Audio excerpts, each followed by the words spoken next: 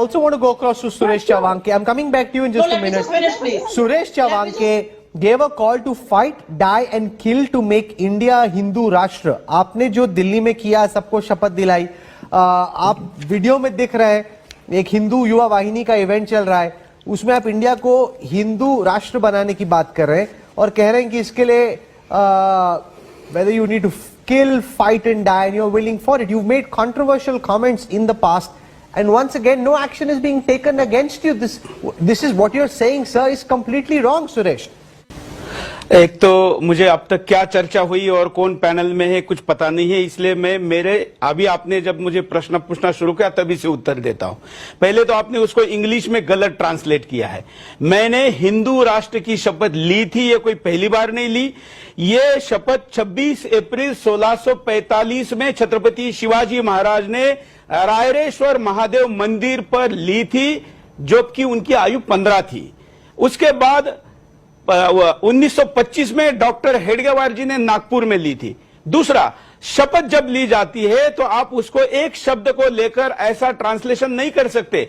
गांधी जी ने कहा था कि करो या मरो, तो आप उसको क्या कहेंगे, किसको मारने के लिए कह रहे हैं? अगर आप लोकमान्य तिलक जी का कहेंगे कि स्वराज्य मेरा जन्मसिद्ध अधिकार है और किसी भी कीमत पर मैं उसको लेकर रहूंगा, तो आप किसी भी कीमत में मतलब क्या कहना चाहते हैं? इतना ही नहीं, जब नेताजी सुभाष चंद्र बोस ने कहा था कि तुम मुझे खून दो मैं तुम्हें आजादी दूंगा, तो किसकी गर्दन काटकर खून ले रहे थे क्या?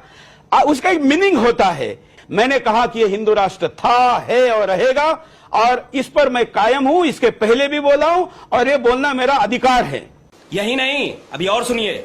नहीं, पर इंडिया हिंदू राष्ट्र नहीं है. India is a secular country which gives equal space to all religions. क्यों नहीं? Whether it's because that's the way, sir, that's the way. मैं नहीं कह रहा, ये Constitution कह रहा है. ये आपकी राय मेरी राय वाली बात नहीं है ना, कोई सड़क पे लड़ाई थोड़ी हो रही है.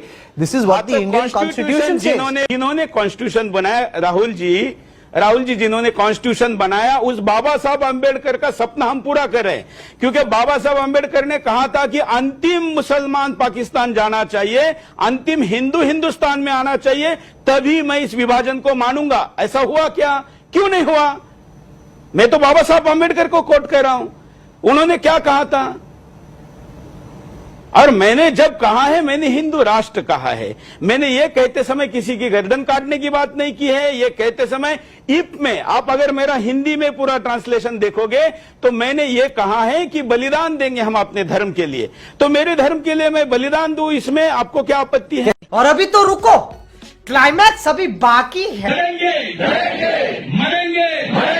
जरूरत पड़ी तो मारेंगे. जरूरत पड़ी तो मारेंगे. What you're saying is very clear. ये अब आप शब्दों का हेरफेर कर रहे हैं. हाँ, तो जरूरत पड़ी मारेंगे. अगर मुझे कोई मारने आएगा तो जरूरत पड़ी तो मारेंगे. क्या राहुल कंवल अपनी आत्मरक्षा के लिए जरूरत पड़ने पर मारेगा नहीं, या कायरता की तरह मर जाएगा? मैं आपको पूछ रहा हूं.